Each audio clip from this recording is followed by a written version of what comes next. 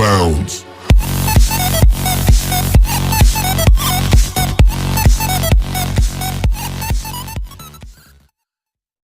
Good day to all. My name's The Story of Games and welcome back to another video. Today I'm going to be talking about Five Nights at Freddy's and how it's evolved through the years and its timeline and stuff. So let's get into it. Now I wanted to say that I don't hate Scott Coffin, but I do admit his games are a little bit repetitive and center around the same type of concept of, the same type of game. So that's why I was either thinking of making a rant on the subject, but I decided just to do, kind of just, the history of it. Well, let's talk about the first game. The first game was beautiful. It inspired so many, horror genres, and it had a unique sense of horror and thriller, and it did get people jumping out of their seats quite a bit. I do admit some people did overreact on YouTube, but besides that, I think it was a good, adjust and a new thing for the horror community. But if you really think about it, it was a pretty simple game. All you really did was sit in a chair, look both ways, turn on the lights, and make sure that there wasn't any robots, evil demonic robots, watching you from the shadows. Actually, when you start playing Five Nights at Freddy's for a while, you start to develop a routine, and that's another problem with the game genre is there's really nothing to do, and it's so easy just to get into this routine. Eventually, in the first game, all you had to do was flip up the camera a few times to see if Foxy was there, check both doors, make sure the two animatronics was there, and that was really it. That was the whole, routine thing of the game. And that's how people, beat Five Nights at Freddy's 2020 mode, or whatever it was called. And the problem with routine is that it takes away the sense of fear and thriller and horror's supposed to be unpredictable, unsettling, and all that. At first it's like that because you're like, well, what the hell do I do? There's so much cameras. But then it's like you only check on one position to see if the robot's there, and then the other two are pretty simple, and you got it good. Anyways, during the hype from YouTube and all these kind of indie games things, and I think YouTube did adapt the game pretty well. I think that's how that indie game or genre got really popular, was off of YouTube. And that's why everybody really likes Five Nights at Freddy's, is because they watch YouTube videos of it. Their most, favorite YouTubers playing it, like Markiplier. He goes constantly on the series, no matter what it is, or if it's even a fan game, he plays on it. So I could see why a lot of people go and flock to the next Five Nights at Freddy's game, and when they hear it coming, they, jizz all over the seats. It was a horrible example. And I think this, indie game got really popular because of all these YouTubers, and that's why Scott continued uploading, more of his Five Nights at Freddy's games. I think it was just meant for a one-type play. I didn't think it would evolve into a 3-part series, but it's a whole franchise now, is the Five Nights at Freddy's franchise. And, a lot of these horror creators started to make Five Nights at Freddy's clones and stuff like that because they were inspired by Five Nights at Freddy's. So I'm not arguing that, it sucks, but it does get repetitive, and I don't think a horror game should have a routine type thing to it. It just seems a little bit, predictable. So anyways, I wasn't expecting that Five Nights at Freddy's would actually head into the second. I didn't think it was going to get a second or third game, right? But it happened, and people were completely arguing about if the second game was a prequel or, a pre-sequel or whatever it was called. A sequel or a pre-sequel it was. Of course, there was me in the little corner there saying, whatever, I don't care. I'm just going to watch Markiplier play this type of stuff and see how it was. But I realized it was the same type of stuff. It was regurgitated shit that I was watching, because it was basically the same thing. You would look right, left, and forward, and that was really it. There was a few other animatronics and a few more game mechanics to spice the game up a little bit, but didn't really feel like it was a whole new game. There was about 10 different animatronics, and there was there's probably 5 different mechanics you had to follow. There was 2 vents instead of doors. There was the whole thing. You had to put on a mask. You had to wind up a music box. And this is when the game felt kind of just like a copy. But the main reason people really started to play the game, or the second game more, and why it, got popular as the first one, was because of the lore. Now, the lore and mystery to that game is one of the most amazingest, yeah, that's a word, amazing thing I've ever, seen in years. It's really hard to get a really good mystery nowadays, and especially in, like, animation or movies, but in this game, I felt like really good lore. Again, I will talk about how he, stretched it out a little bit, but we're gonna be talking about that later. Anyways, the game went to this kind of mini-game section where, there's challenges to get bobbleheads, but not just that, like, when you died, you entered a mini-game, and I thought this was a really cool idea, and yeah, I'm even seeing this in Hello Neighbor now, the full release. I'll be talking about that here soon, but besides that, I've been, like, seeing that with Hello Neighbor as well. When you die, you enter kind of like a mini game or a time zone type thing.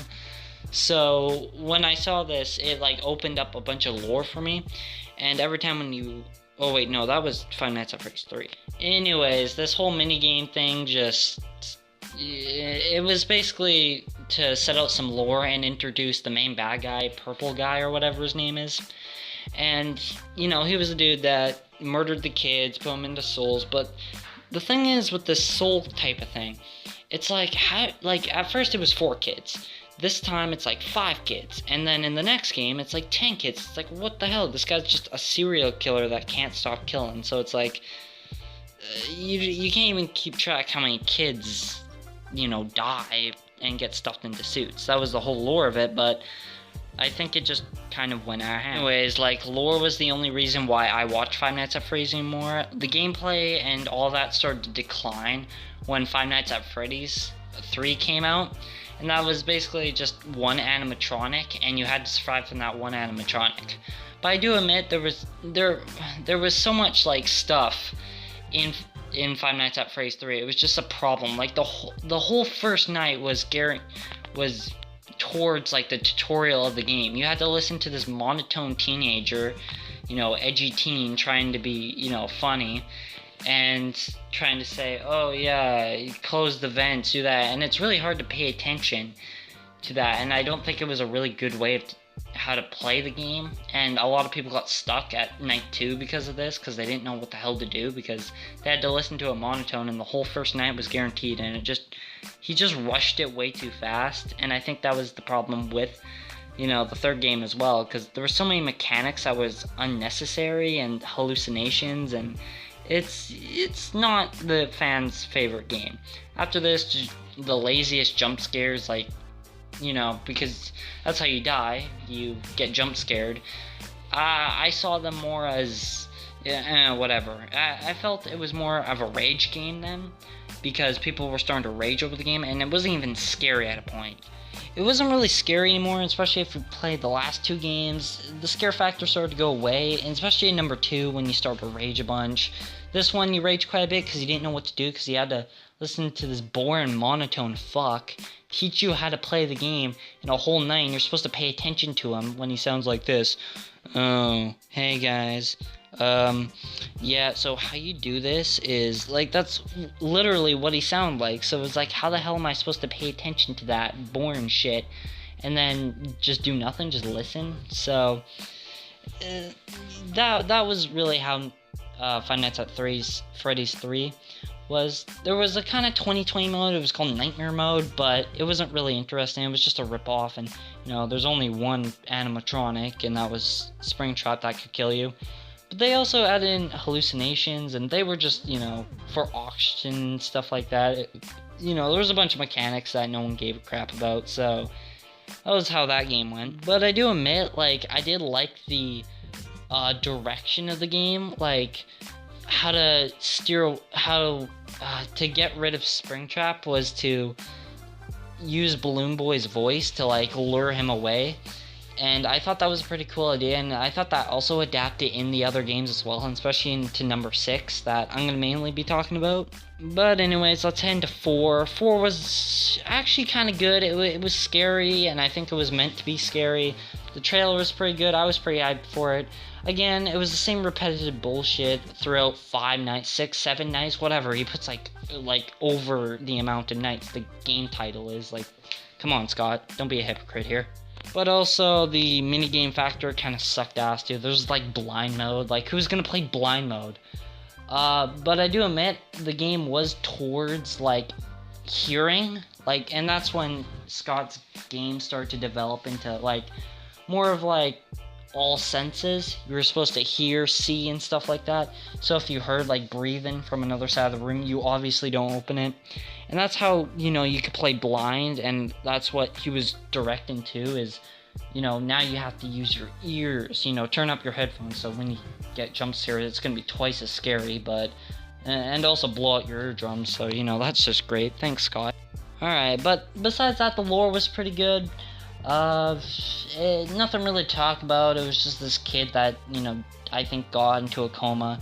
Go into Game Theory's channel if you want to go into the lore. I did skip a little bit of it, so, you know, I'm not an expert on it. Anyways, to number 5, I think Scott on number 5 knew that his games were starting to get repetitive in, like, that point of, you know, look both ways, you know, try not to die, last, like, 10 minutes kind of game it was.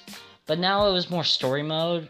It was kind of like just a story game now. Like, you had to crawl through vents and survive and listen to the lore. It was mainly about story and lore. It was less about gameplay.